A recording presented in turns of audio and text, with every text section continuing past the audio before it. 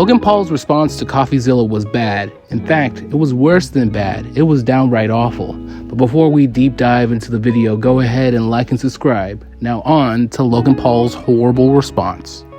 Coffeezilla. I watched your 3-part series called Investigating Logan Paul's Biggest Scam, and like many on this platform, you have successfully used my name for views and money. While your work used to be impartial, your addiction to clicks has clouded your judgment and you've made very real errors with very real repercussions. The first thing that made me question the legitimacy of Logan's video was the tone. Logan was angry and aggressive as he immediately called out coffeezilla, throwing out random and baseless accusations. However, just days earlier on Twitter, Logan was pretending to be a fan of coffeezilla, singing his praises, even donating to coffeezilla on Patreon, becoming a contributor. So it's already off to a very, very bad start, as it revealed that Logan is a two-sided snake just within the first few seconds of the video. But it couldn't get worse than this, can it? Well, yes it can, and it did get worse, as Logan revealed that the lead developer that his team hired was in fact a felon. Who stole the game code, fled to Switzerland, and held it hostage for $1 million. Well, his name is Zach Kelling. Surely, as the internet detective that you proclaim to be, you would know that he spent time in prison for multiple felonies, one for aggravated robbery, armed robbery at a liquor store, and the other for, surprise, obstructing the legal process. I can see why you kept him anonymous. Who we'll be calling Z here. I guess among many things, it doesn't surprise me that he lied about having 30 engineers and a $50,000 a week burn rate. On my end, I have 30 engineers. I'm burning $50,000 a week. Which, side note, is how this delusionist landed on the $1 million code ransom, but it turns out he only had 3 engineers. Wouldn't someone with journalistic integrity know their credible source had not only an agenda, but a fondness for orange jumpsuits? Or did you just hear what you wanted to hear and moved on? Because even if you're lying to yourself, Steven, you still have to believe it. And I know what you're thinking. What type of idiot would work with an unsavory individual like Zach Kelling?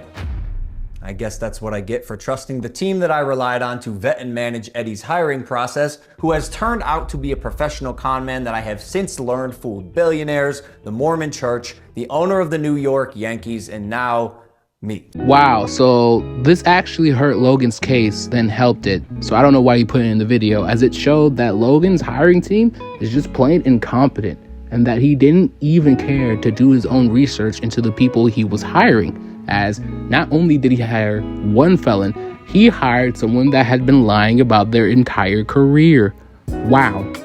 Then we have Logan's accusation that coffeezilla didn't even reach out to him personally until the day before he dropped the videos. You're gonna need it. And maybe we could have talked about this if you had reached out to me personally, not my manager Jeff, who is not me, Steven, but the first time you did was on Christmas Eve after you released your series, so you could rely on false statements and unreliable people used recklessly. The subject line was third request for comment. Yeah, not quite. This will be my 3rd time reaching out to you and your team. The first 2 times were through your manager Jeff.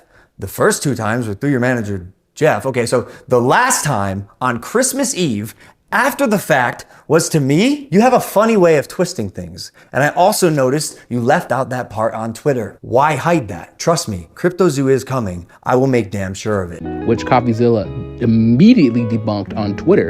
And then to add on top of that horrible accusation, Logan blamed coffeezilla for getting in contact with his manager instead of himself, despite a manager's main job being to inform their client of important email, phone calls, and messages. So I don't know if Logan's manager, Jeff, just sits around eating bananas or something, or does he actually do his job? Because he was supposed to inform Logan of this. Then the cherry on top, threatening coffeezilla with a lawsuit. You better lawyer up, asshole, because I'm not coming back for 30%. I'm coming back for everything. Wow. So not only did you take 0 accountability, give 0 apologies, announce Cryptozoo is still ongoing despite it being a clear attempt to only make something in order to avoid a lawsuit, you also threatened coffeezilla with your own lawsuit. Wow, the audacity. In fact, I believe you're so full of crap, Logan, because this project that you're still running with, it is also a way to make sure that you don't have to give any refunds to anyone. You could just run off and say, oh, yep, I did the game. I did the bare minimum. Look, it hatches, which, okay, sure, it hatches, but the art is still not handmade. It's still just JPEGs photoshopped together, Logan. In fact, Logan, you didn't even address any of the points that CoffeeZilla made. He released 3 videos over the course of weeks after a year of investigating, while you only drop a 7-minute video just to cover your butt. But in the end, you just kind of made things worse because nobody trusts you now. Now, I'm going to talk from the heart. I've been talking from the heart the entire time, but I'm about to get personal. Logan, I watched you give an amazing performance at Crown Jewel, and I wanted you to be a changed man. But I guess it's obvious. The redemption tour is over. Or did it just never exist in the first place, and you were just so good at covering up the real you that you just reverted back to who you really were? I've made a severe and continuous lapse in my judgment, and I don't expect to be forgiven. I'm simply here to apologize. So what we came across that day in the woods was obviously unplanned, and the reactions you saw on tape were raw, they were unfiltered. None of us knew how to react or how to feel. I should have never posted the video. I should have put the cameras down and stopped recording what we were going through. There's a lot of things I should have done differently, but I didn't. And for that, from the bottom of my heart, I am sorry. I want to apologize to the internet. I want to apologize to anyone who's seen the video. I want to apologize to anyone who has been affected or touched by mental illness or depression or suicide. But most importantly, I want to apologize to the victim and his family.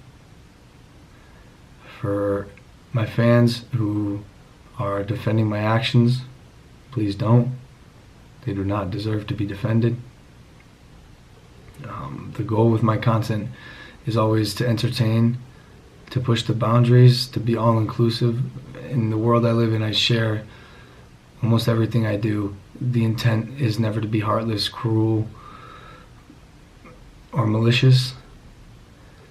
Like I said, I've made a huge mistake. I don't expect to be forgiven. I'm just here to apologize.